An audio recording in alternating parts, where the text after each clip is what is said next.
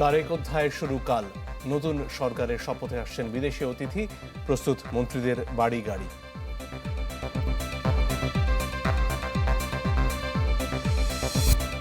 MP মন্ত্রীদের পাশাপাশি সংবিধান সংস্কার পরিষদের শপথে প্রস্তুত সরকার, এখতিয়ার নিয়ে প্রশ্ন বিএনপির।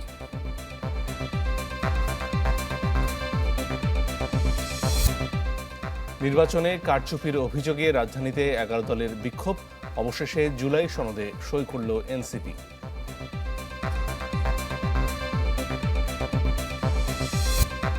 সরকারকে জবাবদিহিতার মধ্যে রাখতে বিরোধী দলের ছায়া মন্ত্রিসভা, স্বাগত জানালো বিএনপি।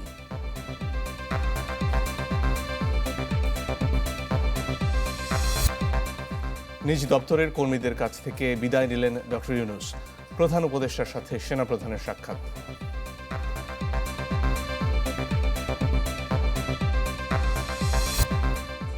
বর্জনের ঘোষণা দিলেও ভোট দিয়েছে আওয়ামী লীগ নেতাকর্মীরা। কিছু আসনে জাল ভোটের তথ্য টিআইবির।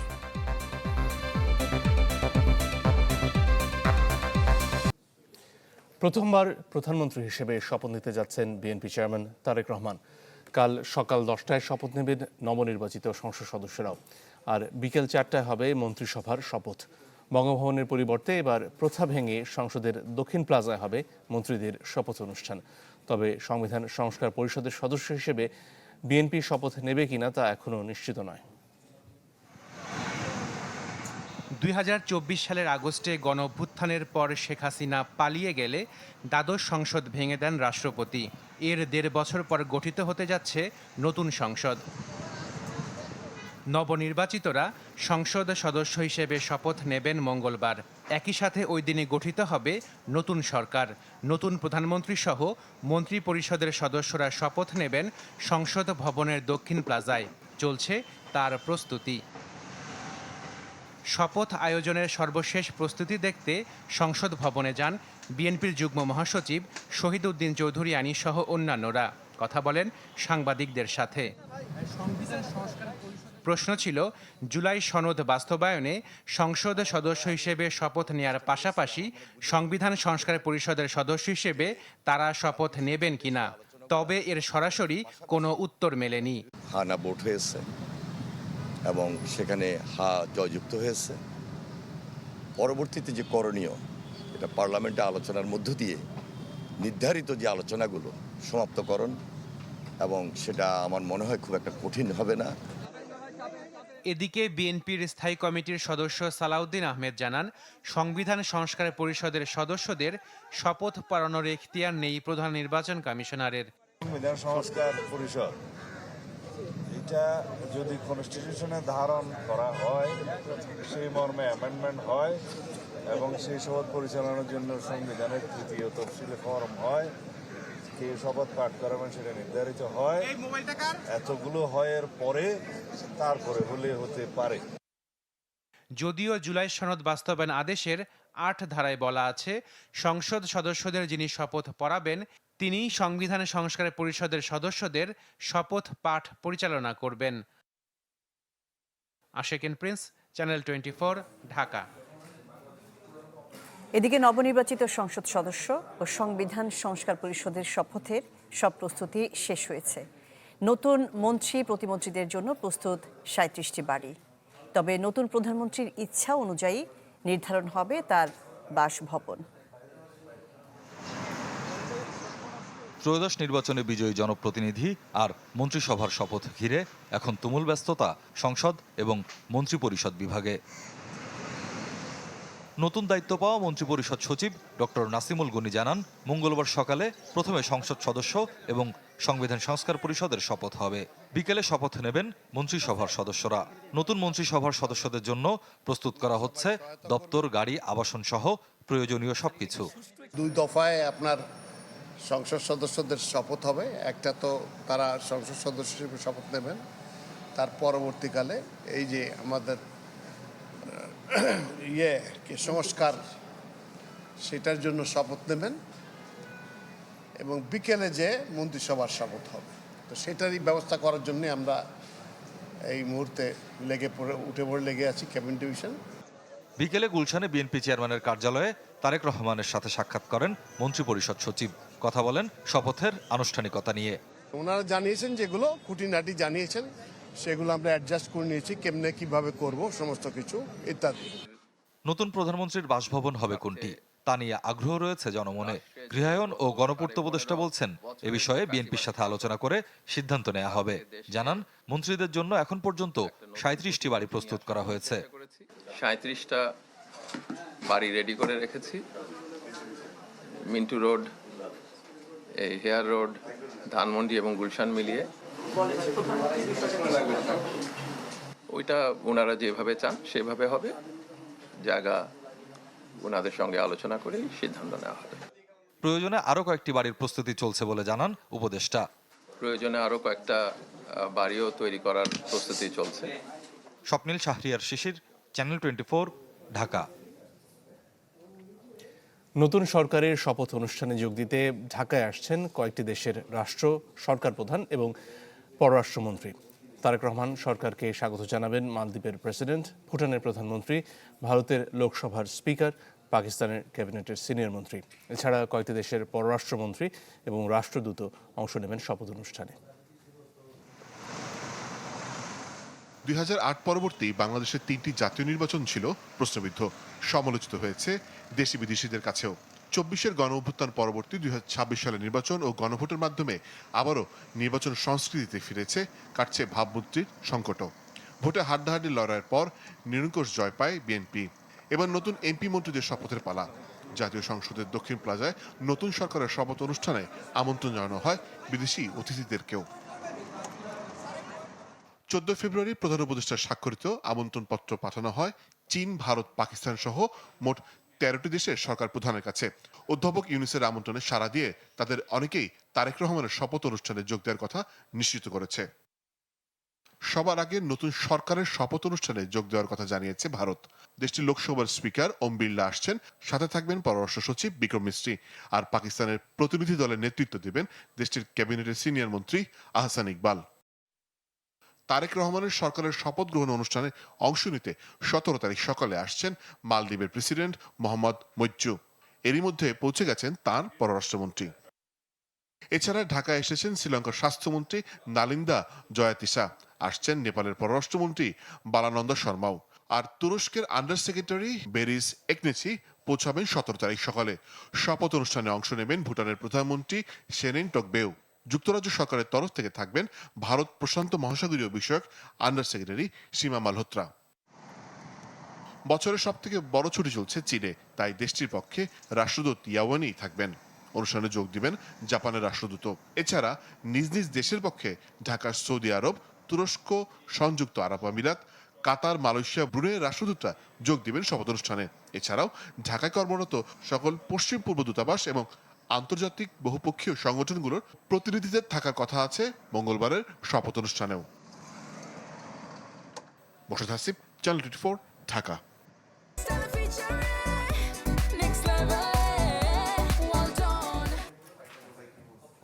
বগুড়া 6 আসন ছেড়ে দিয়ে ঢাকা 17 আসনের সংসদ সদস্য হিসেবে শপথ নেওয়ার সিদ্ধান্ত নিয়েছেন বিএনপি চেয়ারম্যান তারেক রহমান।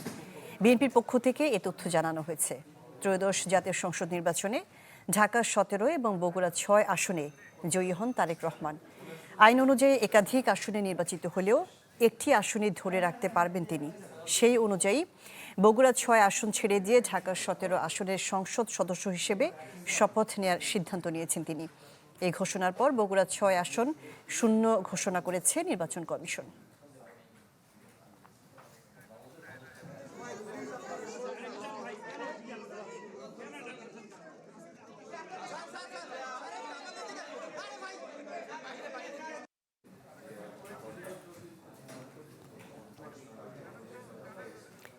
সুদিন বা দুর্দিনে বাংলাদেশ ছেড়ে কোথাও যাবে না জামায়াতে ইসলামী। রাজধানীর মগবাজারে দলীয় কার্যালয়ের সংবাদ সম্মেলনে এই কথা বলেন দলটির আমির ডাক্তার শফিকুর রহমান। দেশের স্বার্থ জামায়াতের কাছে গুরুত্বপূর্ণ উল্লেখ করে তিনি বলেন, জুলাই আকাঙ্ক্ষা ভুলে গেলে জাতির আকাশে কালো মেঘ আসবে।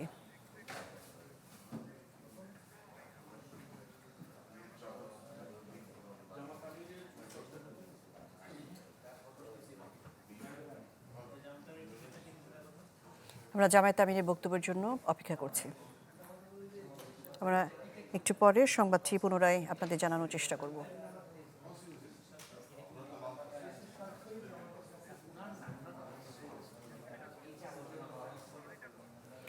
দীর্ঘ প্রতীক্ষা ও নানা রাজনৈতিক সমীকরণের পর অবশেষে বহুল আলোচিত জুলাই সনদে সই করেছে এনসিপি। সন্ধ্যায় প্রধান উপদেষ্টার বাসভবন যমুনায় এর স্বাক্ষর অনুষ্ঠান হয়।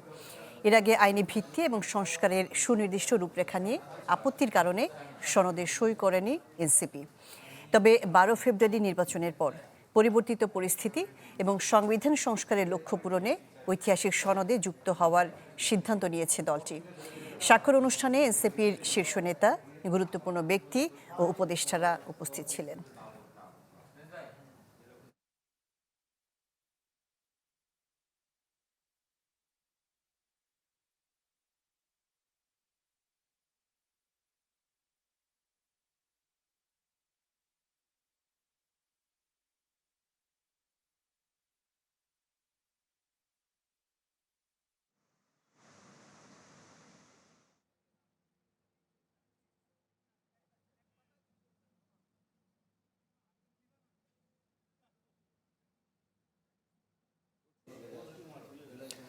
বিরোধী দল হিসেবে সরকারকে জবাবদিহিতার মধ্যে রাখতে ছায়া মন্ত্রিসভা গঠন করতে চায় জামায়াত এবং এনসিপি।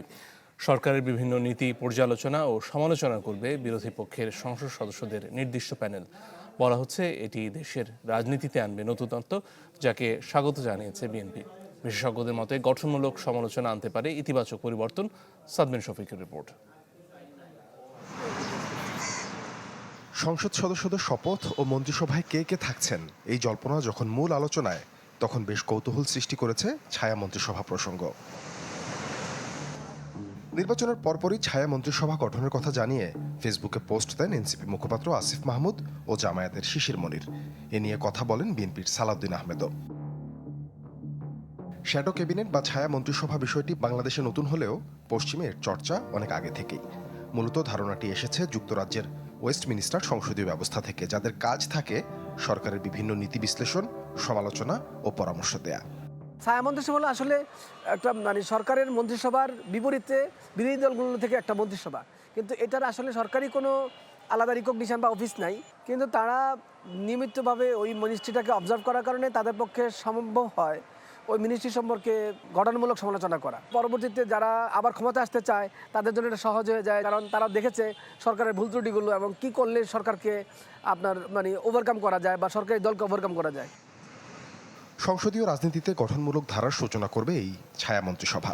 সহায়ক হবে সরকারের সঠিক সিদ্ধান্ত গ্রহণের, বলছিলেন এই আইনজীবী। বিএনপিও সাধুবাদ জানিয়েছে এই উদ্যোগকে। ফর এক্সাম্পল, যেমন ধরেন ফরেন মিনিস্ট্রির ক্রিটিসিজম কে করবে? যে ফরেন পলিসি সম্পর্কে জানে, যে বাংলাদেশের ইতিহাস জানে, যে ফরেন পলিসির একাডেমিক নলেজ আছে, সরকার যে পলিসি নিচ্ছে এটা কোথায় ত্রুটিপূর্ণ এটা বলতে পারবে আরেকজন এই স্ট্যান্ডার্ডের মানুষ।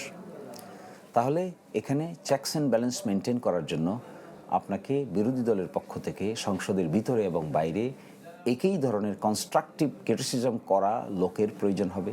বিরোধী দল ছায়া সংসদ করার এই সংস্কৃতি উন্নত বিশ্বে আছে, যদি তা করে সেটাকে স্বাগতম জানাই। অনেকটা আর কি। তবে অযাচিত সমালোচনা সংসদকে বেকায়দায় ফেলতে পারে বলে মনে করেন রাষ্ট্রবিজ্ঞানের এই অধ্যাপক। এক্ষেত্রে দায়িত্বশীল হওয়ার পরামর্শ তার। যদি আপনি এটার চিন্তা থাকে শুধুমাত্র সরকারি দল কোথায় দুর্বল, মিনিস্টার কোথায় সমস্যা করছেন, মিনিস্টারকে সারাক্ষণ অবজার্ভ করতে থাকছেন তিনি কোন কোন ভুলগুলো করছেন, তাহলে তো এটা একটা কেওয়াস তৈরি করছে এবং এটা অশান্তি তৈরি করছে, ক্রাইসিস তৈরি করছে।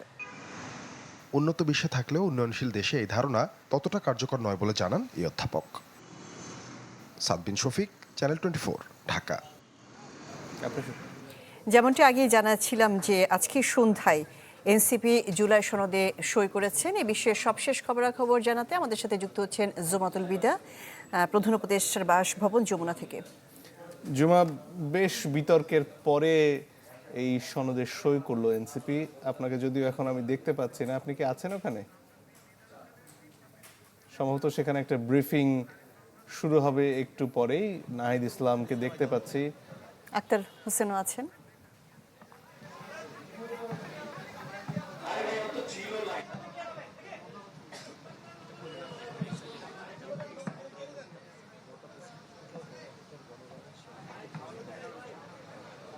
তাদেরকে সেখানে নিয়ে যাব। আমরা পরের খবরটিতে চলে যাচ্ছি।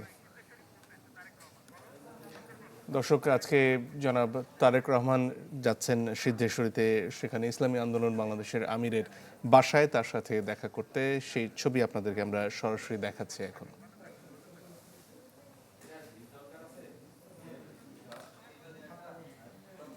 গতকালকে আপনারা জানেন তিনি জামাত ইসলামের আমির এবং এনসিপির আহ্বায়কের সাথে দেখা করতে তাদের বাসায় যান।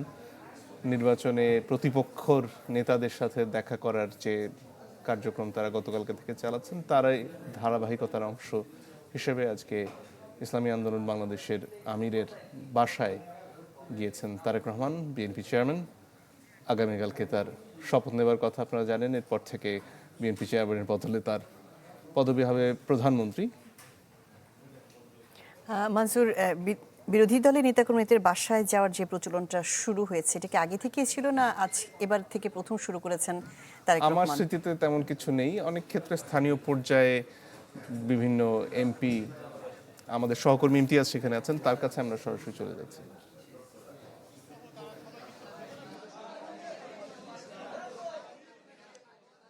কিছুক্ষণ আগে, এই যে কিছুক্ষণ বলা যাবে না, কেবলই বলা যায় তারেক রহমান তিনি ইসলামী আন্দোলন বাংলাদেশের আমির সৈয়দ রেজাউল করিম তার বাসভবনে, তার বাসায় কিন্তু তিনি এসেছেন এবং দেখা যাচ্ছে যে এখানে অনেক মানুষ তাকে ভিড় করে আছে এবং এই অ্যাপার্টমেন্ট ঘিরে যত প্রতিবেশীরা আছে তারা কিন্তু তাকে এক ঝলক দেখার জন্য এখানে আছেন এবং তাকে ঘিরে যে নিরাপত্তা যে বেষ্টনী সেটা কিন্তু দেখতে পাচ্ছি। তার যে নিরাপত্তার যে সিএসএফ বা র্যাব যারা আছেন এবং তারা কিন্তু সেখানে আছেন। আজকে তারেক রহমানের তার আসার কথা ছিল সন্ধ্যা 7টা এবং তার কিছুক্ষণের ভেতরে তিনি কিন্তু আছেন এবং এখানের পরিস্থিতি সামাল দেওয়ার জন্য যে র্যাব রয়েছে এবং সিএসএফ রয়েছে তারা কিন্তু পরিবেশটাকে অনুকূলে আসার চেষ্টা করছেন, যাতে কোনো ধরনের দুর্ঘটনা থেকে শুরু করে কোনো ধরনের সমস্যা বা অস্থিতিশীল পরিস্থিতি যাতে এখানে না সৃষ্টি হয়। এবং গতদিন হচ্ছে তারেক রহমান তিনি জামায়াতের আমির বসুন্ধরায় শফিকুর রহমানের সাথে দেখা করেছেন এবং তার পরবর্তীতেই বেইলি রোডে নাহিদ ইসলামের এনসিপির আহ্বায়ক নাহিদ ইসলামের সাথে তিনি কিন্তু সাক্ষাৎ করেছেন এবং এরপরেই আজকে ইসলামী আন্দোলন বাংলাদেশের চরমোনাই পীর এবং আমির জনাব সৈয়দ রেজাউল করিম তার বাসভবনে আসছেন। এবং এই জিনিসটা যদি আমরা একটু দেখি, এই জিনিসটা একেবারেই নতুন রাজনীতি, নতুন যে বন্দোবস্ত সেটার জন্য একটি ভালো একটি দিক। এবং আমরা যে রাজনীতি দেখতাম, যে রাজনীতিতে অপ্রীতিকর ঘটনা থেকে শুরু করে সহিংসতা এবং সেই সহিংসতা এবং রাজনীতি, সেটার কিন্তু একটি অবসান ঘটা যাচ্ছে এবং তিনি প্রত্যেকের বিরোধী দলের তাদের বাসায় যাচ্ছেন, তাদের সাথে সৌহার্দ্যপূর্ণ আলোচনা, তাদের সাথে কথাবার্তা বলছেন, সামনের রাজনীতি কেমন হবে, সামনের রাজনীতি কি হতে পারে সেই সব বিষয় কিন্তু আলোচনা করেছেন। এবং ত্রয়োদশ জাতীয় নির্বাচনে বিএনপি 209টি আসন নিয়ে তারা কিন্তু সংখ্যাগরিষ্ঠতা অর্জন করেছেন এবং জামায়াত ইসলাম 68টি, এনসিপি 6টি সেই বিরোধী দল আসন করেছেন। এবং কালকে অর্থাৎ মঙ্গলবার কালকে ত্রয়োদশ জাতীয় নির্বাচনের শপথ যারা এমপি হয়েছেন তাদের কিন্তু শপথ পাঠ হবে এবং সেই শপথ পাঠকে ঘিরেই বলা যায় যে হচ্ছে যে শপথ পাঠ এবং মন্ত্রিসভা গঠন করবে বিএনপি, যেহেতু তারা সংখ্যাগরিষ্ঠতা অর্জন করেছেন এবং তার সাথে এই সামনের বাংলাদেশকে এগিয়ে নেওয়ার জন্য তিনি তার বিরোধী দলের সাথে আলোচনা করছেন। তো বলা যায় যে দর্শক, ইমতিয়াজ আমাদের সাথে যোগ দিয়েছিলেন। বাংলাদেশ ইসলামী আন্দোলনের যে আমিরের বাসায় তারেক রহমানের যে সফর আজকে, সেই ব্যাপারে বিস্তারিত তিনি জানাচ্ছিলেন। পরের খবরে চলে যাচ্ছি। সুদিন বা দুর্দিনে বাংলাদেশ ছেড়ে কোথাও যাবে না জামাত ইসলামী। রাজধানীর মগবাজারে দলীয় কার্যালয়ে সংবাদ সম্মেলনে এই কথা বলেন দলটির আমির ডক্টর শফিকুর রহমান। এই খবরটি একটু আগে আপনাদেরকে আমরা জানাচ্ছিলাম, সেই বক্তব্য এখন আপনাদেরকে দেখাতে চাই। তখন সরকারের দায়িত্ব যারাই নেবেন, দায়িত্ব নেওয়ার পরে আমরা আমাদের দিক থেকে নৈতিক দায়িত্ব পালন করব ইনশাআল্লাহ। আমরা তাদেরকে আশ্বস্ত করব দেশ এবং জাতির স্বার্থে আপনাদের পাশে আছি। আমরা হাতে হাত রেখে কাজ করব। স্বার্থ বিঘ্নিত হলে আমরা আমাদের দায়িত্ব পালন করব। জুলাই আকাঙ্ক্ষাকে আমরা ভুলে যাই, তাহলে এই জাতির ভাগ্যে বারবার জুলাই ফিরে আসতে পারে। আমরা এটা চাই না। ভোটে অনিয়ম, কারচুপি ও নির্বাচন পরবর্তী সহিংসতার প্রতিবাদে রাজধানীতে বিক্ষোভ করেছে জামায়াত নেতৃত্বাধীন 11 দলীয় জোট। তবে অভিযোগ থাকলেও কাল শপথ নেবেন 11 দল থেকে নির্বাচিতরা। সংসদে গঠনমূলক সমালোচনার পাশাপাশি জানিয়েছেন রাজপথে থাকার কথাও। নির্বাচনী ফলাফলে কারচুপি আর বিভিন্ন স্থানে সহিংসতা আর নারী নিপীড়নের প্রতিবাদে রাজধানীতে 11 দলের বিক্ষোভ সমাবেশ, যাতে উপস্থিত জোটের শীর্ষ নেতারা। আপনারা এই ভুল পথ থেকে ফিরে আসুন। অভিযোগ করেন একটি দলের শীর্ষ নেতাদের সাথে আতাত করে সংখ্যাগরিষ্ঠ আসনের বন্দোবস্ত করে দেন উপদেষ্টারা। জনগণের সমর্থন আদায় করতে না পেরে প্রশাসনকে ম্যানেজ করে, ডিপ স্টেটকে ম্যানেজ করে, কমিশনকে ম্যানেজ করে, সরকারকে ম্যানেজ করে ম্যানেজ ভোট আয়োজন করেছে। জবাব আমরা আমাদের জনগণকে সাথে নিয়ে সংসদে এবং রাজপথে তুলে ধরব ইনশাআল্লাহ। 11 দলের জোট নেতাদের অভিযোগ, ক্ষমতায় বসার আগেই জনগণের উপর নির্যাতন শুরু করেছে বিএনপি। এ সময় হুঁশিয়ারি দেন, আওয়ামী লীগকে পুনর্বাসনের চেষ্টা হলে দেশ ছেড়ে পালাতে হবে বিএনপিকেও।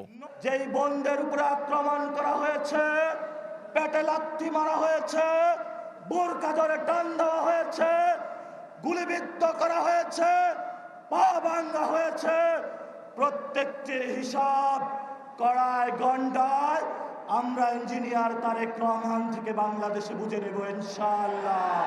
এই বিপুল গণভোটে জয়যুক্ত হওয়ার পরে জুলাইয়ের রক্তের সাথে বেইমানি করে জুলাই সনদের ভিত্তিতে নতুন বাংলাদেশে বিদ্যমান রাষ্ট্র সংস্কার করে নতুন রাষ্ট্রের কাঠামো নৈতিকতা না হয় আরেকটি জুলাইয়ের তৈরি হবে। কিন্তু বাংলাদেশে আবার নতুন করে ফ্যাসিবাদ ফিরিয়ে আনবার পায়ে তারা চালানো হচ্ছে।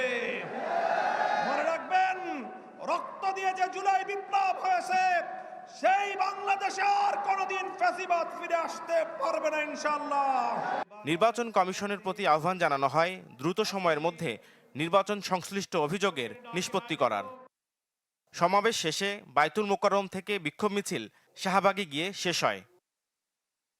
নাফিউল ইসলাম, লিংকন, চ্যানেল 24, ঢাকা।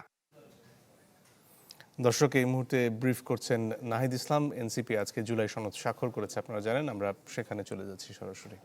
শপথের আগে এবং এই অন্তর্বর্তী সরকারের শেষ সময়ে এসে এই দলিলের সম্পূর্ণতার লক্ষ্যে জুলাই জাতীয় সনদ বাস্তবায়নের স্বার্থে আমাদের স্বাক্ষর করা প্রয়োজন। আমরা সেই উদ্দেশ্যে স্বাক্ষর করেছি এবং স্বাক্ষরে আমাদের যেটা কমেন্ট আমরা রেখেছি যে আমরা কোনো নোট অফ ডিসেন্ট এটা ব্যতিরকে আমরা স্বাক্ষর করেছি এবং গণভোটের গণরায় পূর্ণাঙ্গ বাস্তবায়ন হবে এই সাপেক্ষে। ফলে এটি আমাদের আজকে আমাদের স্বাক্ষরের মধ্য দিয়ে জুলাই জাতীয় সনদ এর সম্পূর্ণতা পেল এবং আমাদের আগামীকাল থেকে এটার কাজ হচ্ছে যে যেই সংস্কার যা সভা হবে, সংস্কার পরিষদ হবে, সেই সংস্কার পরিষদে এইটা জুলাই জাতীয় সনদ এবং গণভোটের যে আদেশ, সেই আদেশ অনুযায়ী সংস্কারগুলোকে বাস্তবায়ন করা। তো আমরা আগামীকাল আমাদের এখনও আমাদেরকে আনুষ্ঠানিকভাবে জানানো হয়নি, কিন্তু আমরা আইন উপদেষ্টা এবং সংসদ বিভাগের যিনি সচিব রয়েছেন তার সাথে কথা বলে, অনানুষ্ঠানিকভাবে কথা বলে জেনেছি যে আগামীকাল 2টি শপথ অনুষ্ঠিত হচ্ছে এবং এটাই হওয়ার কথা। যে কারণ এই গণভোটের আদেশে খুব সুস্পষ্টভাবেই লেখা আছে যে যারা নির্বাচিত হবেন, নির্বাচিত প্রতিনিধিরা জাতীয় সংসদের সদস্য হবেন এবং সংস্কার পরিষদের সদস্য হবেন একই সাথে। ফলে একই সাথে আগামীকাল 2টা শপথ হবে। প্রথম শপথ সংসদ সাংসদ হিসেবে সদস্য নেবেন যারা জিতে এসেছেন এবং সেই একই ব্যক্তিগণ সংস্কার পরিষদের সদস্য হিসেবেও শপথ নেবেন। একই সাথে পরপর 2টি শপথ হবে, এরকমটাই আমরা জানি। গণভোটের আমাদের আদেশেও সেটাই লেখা আছে এবং এই শপথ কে পড়াবেন এটা নিয়েও কোনো সন্দেহের অবকাশ নেই। কারণ গণভোটের যে আদেশ আছে সেটার 8 নং ধারাতে খুবই সুস্পষ্টভাবে বলা আছে যিনি সংসদ সদস্যদের শপথ পড়াবেন সেই একই ব্যক্তি সংস্কার পরিষদের সদস্য হিসেবে তাদেরকে শপথ পড়াবেন। কথা বলছিলেন এনসিপির আহ্বায়ক নাহিদ ইসলাম।